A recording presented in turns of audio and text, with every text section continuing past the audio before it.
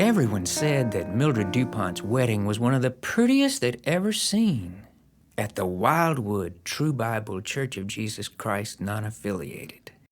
Everyone said they'd never seen so many ferns and candles. Why, it looked almost like a garden. You could hardly even tell it was a church. Everyone said the bridesmaids were just beautiful. Why, those dresses, they could even wear 'em again.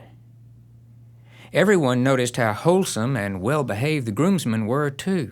The groom must really be a nice man, they said, to have such nice-looking friends. Why, most of 'em even got haircuts. And everyone said that Dee Davenport had never sung Whither Thou Goest better than she did at that wedding. Why, she was hardly flat at all. And everyone said that little Mildred DuPont, the bride who had grown up in the Wildwood True Bible Church of Jesus Christ non-affiliated, had grown into a radiant young woman. And a few people even said, "And didn't the little preacher do a good job?" It was his first wedding.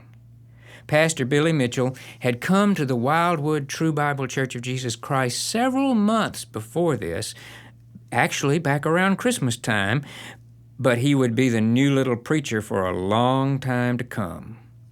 Partly because he was young, and partly because he was kind of small of stature, and partly because he was fresh out of school and it was his first church, and mainly because the old minister at the Wildwood True Bible Church of Jesus Christ non-affiliated, old Dr. Venable, had been there so long that most of the members of the congregation couldn't even remember another preacher. Dr. Venable had come to that church back in the 1940s, and he stayed all the way till he retired. Actually, the Wildwood True Bible Church of Jesus Christ non-affiliated doesn't have a retirement plan for its ministers. It has a theory instead. The theory is this: only God can make a minister, so only God can retire one.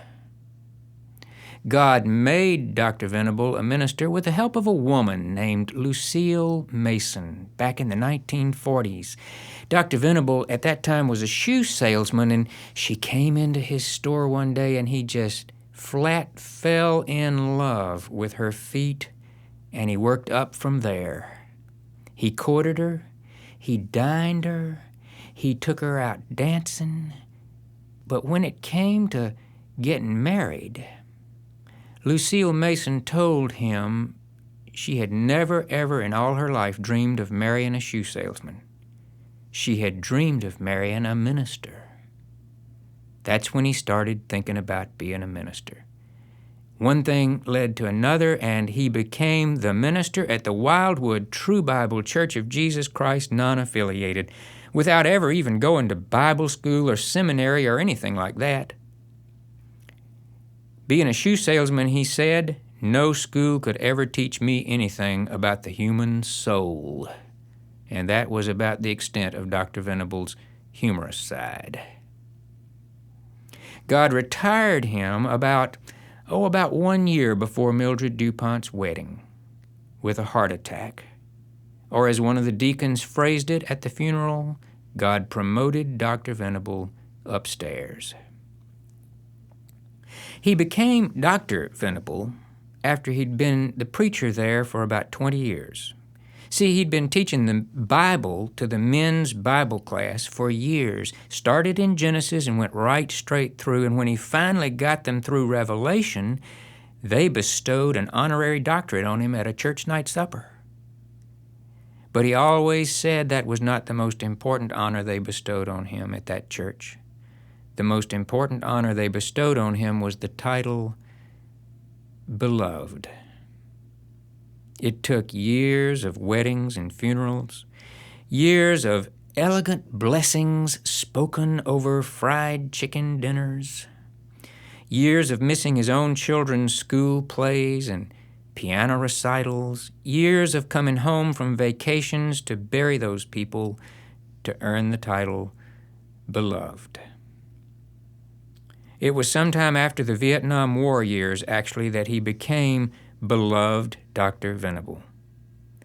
Those years when some of the young people in the church grew their hair long and broke their parents' hearts, and other young people in that church cut their hair short and went overseas and came home lame or blind or worse, dead. And Dr. Venable was always on call, day or night, to hold their hands and hand them his handkerchief and somehow help them see their way through it. He became beloved Dr. Venable and stayed that way through his own declining years when he lost some of his zip and lost his way in the middle of more than one sermon, so that he ended up at the end of a different sermon that he'd started out on. And he lost the names of some of the people he was baptizing or marrying or burying and had to ask for help in the middle of the service. But it didn't matter. It was all right. Because when you're beloved, it just is all right, whatever happens. Pastor Billy Mitchell, the new little preacher at the Wildwood True Bible Church of Jesus Christ Non-Affiliated, he's been to school. And he's been there long enough for several people to say things like, "He's pretty small, but I think he's a keeper." And after Mildred DuPont's wedding, they even said, "Didn't he do a nice job?" But he'll be the new little preacher for a long time, and it will be years and years before he ever becomes beloved.